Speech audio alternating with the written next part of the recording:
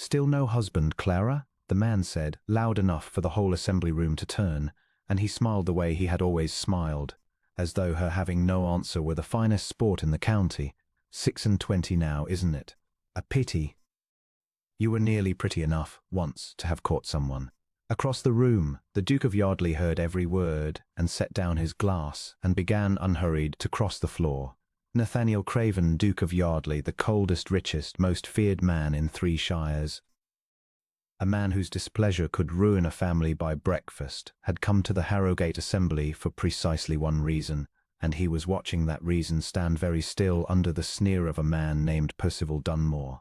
He knew the shape of it. His wife had told him one quiet evening, in the plain, unvarnished way she had of telling hard things, how Dunmore had courted her at 19 and paraded her at every dance, and let the whole neighbourhood believe an engagement was coming, and had then thrown her over in a single afternoon for a Miss Ashby with 4,000 a year, and told Clara by way of farewell that a man of ambition could not saddle himself with a girl of no fortune and only middling looks. And then, for the 7 years since, he had made a small cruel hobby of asking her, at every gathering, whether she had managed to find anyone yet. She had never told anyone in Harrogate what had become of her since. She had gone away to a great-aunt's, 2 counties distant, and had come back only this week, and the Assembly had not yet caught up with the news, and Percival Dunmore, grown fat and prosperous and pleased with himself, Miss Ashby's 4,000 a year not having improved his temper, had spotted her the moment she entered and made straight for her, delighted to play his old game. No one at all? Dunmore pressed, warming to it, his voice carrying, "Come, Clara, don't be missish. 7 years I've watched you turn up to these things alone. Is it the looks, do you think, or the empty pockets? A man does like to know how a woman ends up so thoroughly on the shelf." Clara Craven looked at him. She was not, in fact, alone, but the man beside her had been quiet, and the room, fixed on Dunmore's performance, had not yet marked him. She might have answered. Nathaniel saw her draw the breath too. And then she saw her husband coming, and she let the breath go and simply waited, because she had learned in 3 years of marriage that when Nathaniel crossed a room like that, it was best and most satisfying to let him arrive. The Duke of Yardley stopped at her side. He did not raise his voice. He never had to, but the whole assembly room knew him. His face was on the wall of the county's imagination, the great cold duke whose lands ran from the river to the hills, whose invitation was the most coveted and rarest thing in the shire. And the sight of him standing at plain Clara's shoulder produced, all across the room, a slow and dawning horror on a great many faces, and on none so completely as on Percival Dunmore's. "You were asking my wife a question?" Nathaniel said. "Do go on. I found the beginning of it fascinating." The word wife landed in the room like a dropped tray. Someone's fan clattered to the floor. Dunmore's ruddy face had gone patchy. I beg your wife, your grace." "My Duchess," Nathaniel corrected mildly. "Clara, Duchess of Yardley, 3 years married this June." "I confess I am surprised the news reached these parts so slowly. But then I understand you have all been very occupied congratulating yourselves. You were saying something, I believe, about how a woman ends up on the shelf. I should very much like to hear the rest." "So I imagine, would she?" Dunmore made a sound. It was not a word.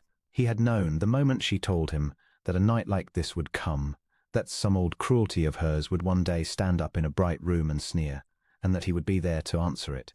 He had rather hoped for it, if he were honest. He was not a man given to warmth in public, and the county thought him incapable of it, and that suited him. But the county had never seen him watch his wife flinch at a raised voice, or wake in the small hours from the old dream, where a smiling man in a garden told her she was not enough, or come slowly back to herself over 3 years of being told, in 100 quiet ways, the plain and steady truth, that she was. He remembered the first time she had spoken Dunmore's name. It had been late, the fire down to coals, and she had been telling him, reluctant, as she always was to complain, why she started at sudden loud voices, and she had said the name the way one says the name of an old illness, and Nathaniel, who had been half asleep, had come fully and coldly awake. "He asks you this every year," he had said, "at every assembly I have attended since I was 19. He waits until the room is listening, then he asks whether anyone has taken me yet." She had tried to make it light. It is only Percival. He was always so. One learns not to mind. One does not, Nathaniel had said. Learn not to mind that. One learns to hide the minding. There is a great difference, and I know it, because I have done the second my whole life and never once managed the first. And he had taken her hand across the coverlet and told her that he would go with her to Harrogate one day, whenever she wished it, and stand at her side while Percival Dunmore asked his question, and that he rather thought the answer, given in company, would be worth the whole tedious journey. She had not wished it for 2 years.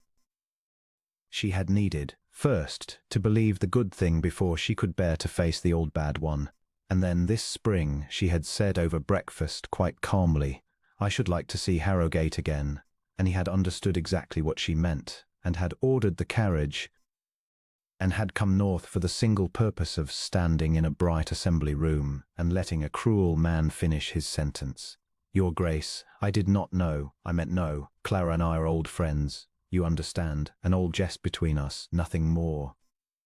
An old jest. Nathaniel's voice did not change, and that was the terrible thing about it. You threw her over at 19 because she had no fortune. You told her she was middling in her looks and empty in her pockets, and you have spent 7 years since asking her, in front of as many people as you could gather, whether anyone had yet been fool enough to take what you refused. I have the whole of it. She told me herself the second week I knew her, when I asked why so fine a woman started when a man raised his voice. "That is the jest you mean, Mr. Dunmore. Have I the details right?" The room was utterly silent. Miss Ashby, the Mrs. Dunmore of 4,000 a year, had gone white beside her husband and was staring at him with an expression that suggested this particular chapter of his gallantry had not previously been shared at home. "Now hear me," Nathaniel said, and though he still had not raised his voice, every soul in the assembly leaned in to catch it. "I did not marry Clara for her fortune, because she had none, and I have never in my life needed anyone's. I did not marry her for her connections, because they were modest, and I have never wanted for those either. I married her because I came upon her at a wretched little card party where every mother in the room was pushing her painted daughter at me, sitting alone in a window seat reading a book, entirely uninterested in me or my dukedom, and I asked what she read, and she told me it was better than the company, and did not apologize for it. I had been hunted my whole life by people who wanted the Duke of Yardley. She was the first woman I ever met who saw only the man, and rather thought he was interrupting.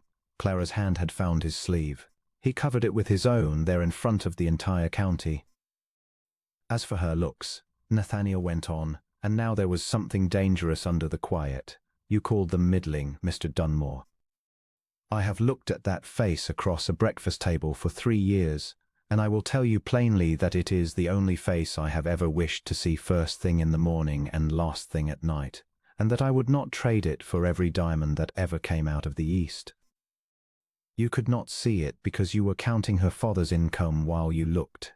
You have always been a man who mistakes a price for a value. It is why I am told you are so unhappy, and I look at your wife's face just now, and I believe I am told correctly." Mrs. Dunmore's chin came up. She stepped very slightly away from her husband. "You will not speak to my wife in that fashion again," Nathaniel finished. "Not at this assembly, not at any other, not in the street, not by letter.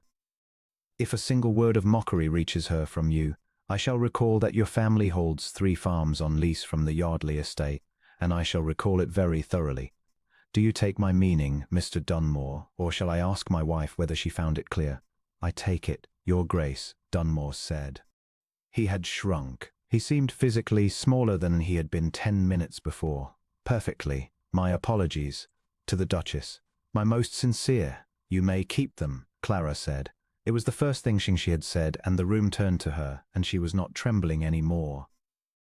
3 years of being known, of being cherished, of standing beside a man who thought her the finest face in England. It had straightened something in her that Dunmore's cruelty had bent at 19.